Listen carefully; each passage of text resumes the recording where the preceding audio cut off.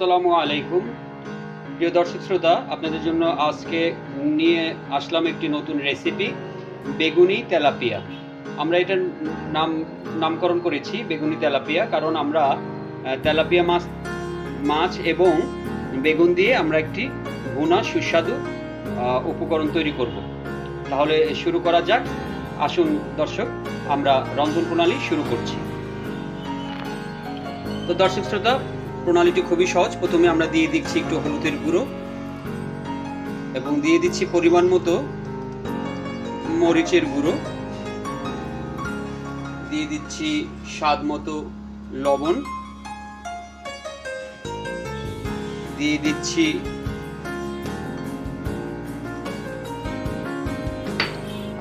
বাটা মশলা, রসুন বাটা, পেঁয়াজ বাটা এবং মরিচ এবং কিছু পেঁয়াজ এবং এতে দিয়ে দিচ্ছি পরিমাণ মতো সরিষার তেল।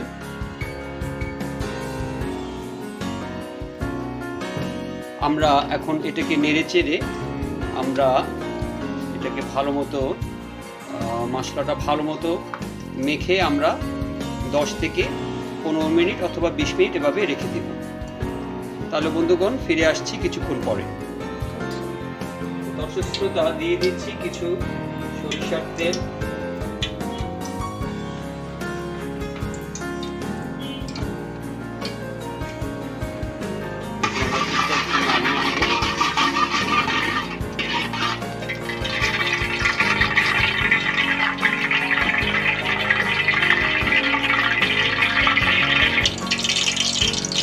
এরপর আমরা দিয়ে দিচ্ছি আমাদের তৈরি করা যে আগে থেকে যেটা বাটা পেঁয়াজ এবং বাটা রসুন, পেঁয়াজ বাটা এবং রসুন বাটা দিয়ে দিচ্ছি, রসুন কুচি এবং মরিচ কুচি। এরপর আমরা এটাকে নেড়ে চেড়ে দেবো। চেড়ে দিচ্ছি।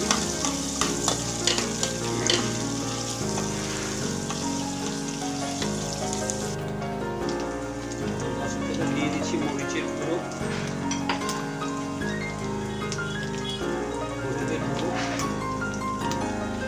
দর্শক শ্রোতা, আমাদের বাসা বাড়িতে যখন আমাদের মা বোন অথবা স্ত্রীরা যখন অসুস্থ থাকে অথবা বাইরে বেড়াতে যায়, তো সেই সময় যখন আমরা কোনো একটা আইটেম নিয়ে চিন্তা করি, তখন আমরা সংক্ষেপে এই উপকরণগুলো কিন্তু করতে পারি। অথবা যারা ব্যাচেলর লাইফ লিড করছি, তারা অনেক সময় যখন খাবার দাবারে একঘেয়েমি চলে আসে, তখন আমরা একটু স্বাদের জন্য আমরা এই সুস্বাদু এই খাবারটা তৈরি করে দিতে পারি।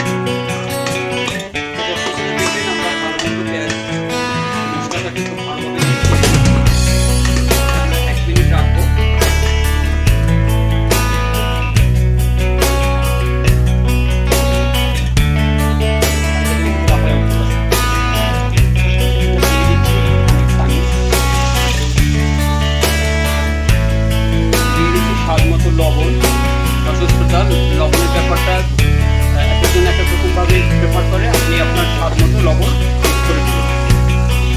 তো দর্শক শ্রোতা, আমরা আগে বেগুন কেটে রেখেছিলাম, আমরা এখন বেগুনগুলো আমরা সুন্দরভাবে দিয়ে দেবো এবং আমরা এটা কিছুক্ষণ কষিয়ে নেব।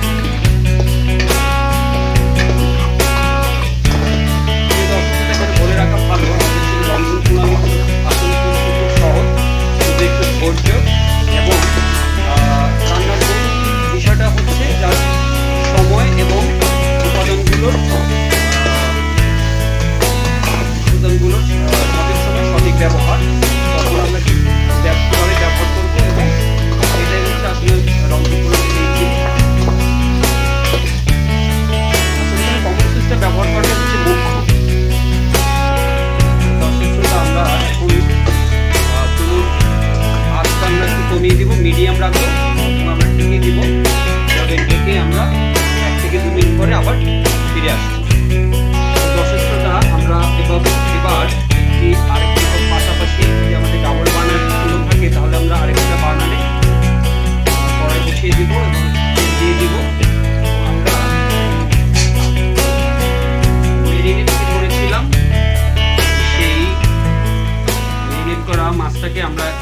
কড়াইতে ভেজে নিব।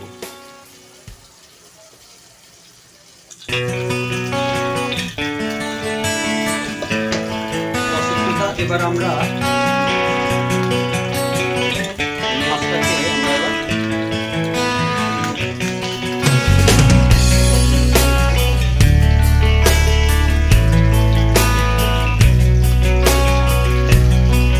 বলে রাখা ভালো, আমরা যখন মাছটা একটু ঘন করবো তখন সবসময় একটু মাছটা ভেজে নিই।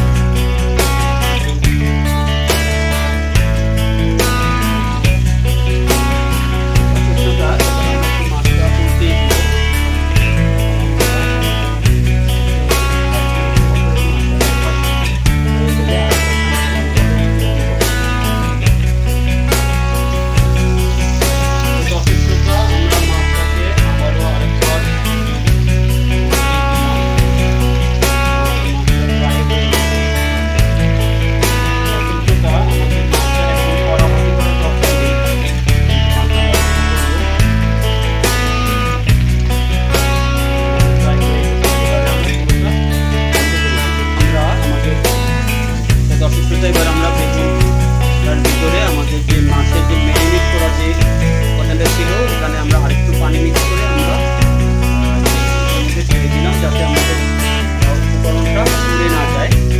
এগুলি আসলে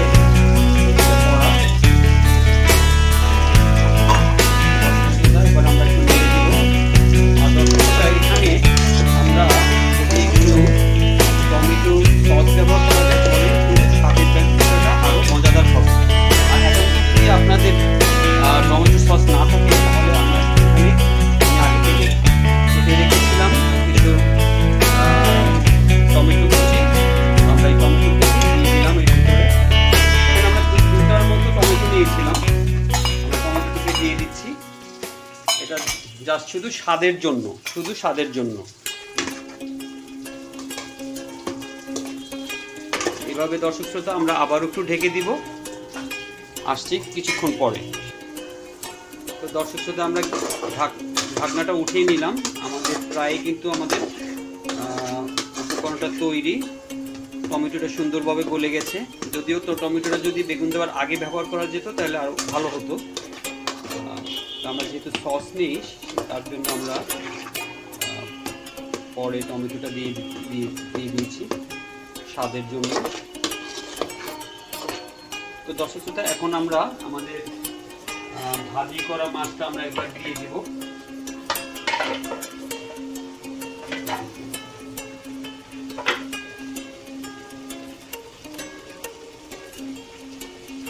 দর্শক শ্রোতা এবার আমরা ভাজা মাছগুলো আমরা তরকারিতে দিয়ে দেব সুন্দর করে।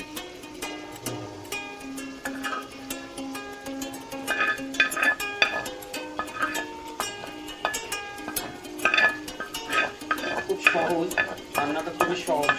যদি আপনাদের ডাবল বানান থাকে তাহলে জিনিসটা 2 চুলায় আমরা পাশাপাশি করে আমরা উপকরণকে খুব জলদি পাক করতে পারি।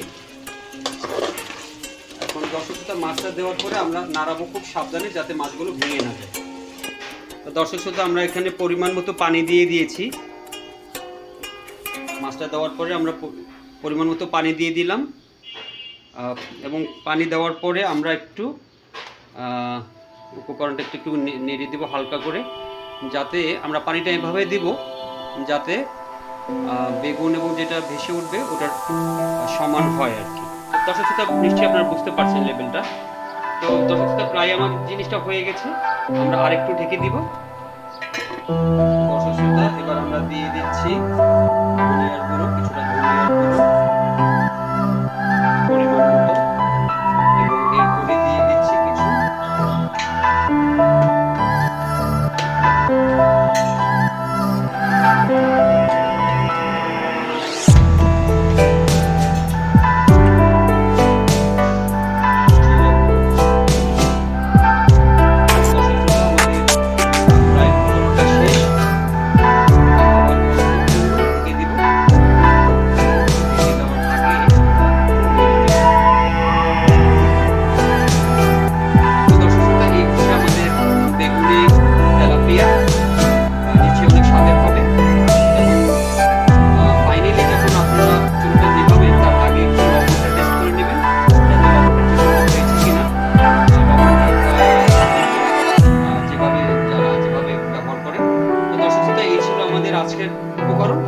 আগামীতে নিয়ে আসবো আবারও কোনো নতুন রন্ধন প্রণালী। সেই মতো সবাই ভালো থাকবেন, সুস্থ থাকবেন। আর আমাদের এই প্রণালীটা যদি আপনাদের কাছে ভালো লাগে, স্বাদ লাগে, তাহলে অবশ্যই একটি লাইক দিয়ে দেবেন এবং সাবস্ক্রাইব করবেন। সবাই ভালো থাকবেন।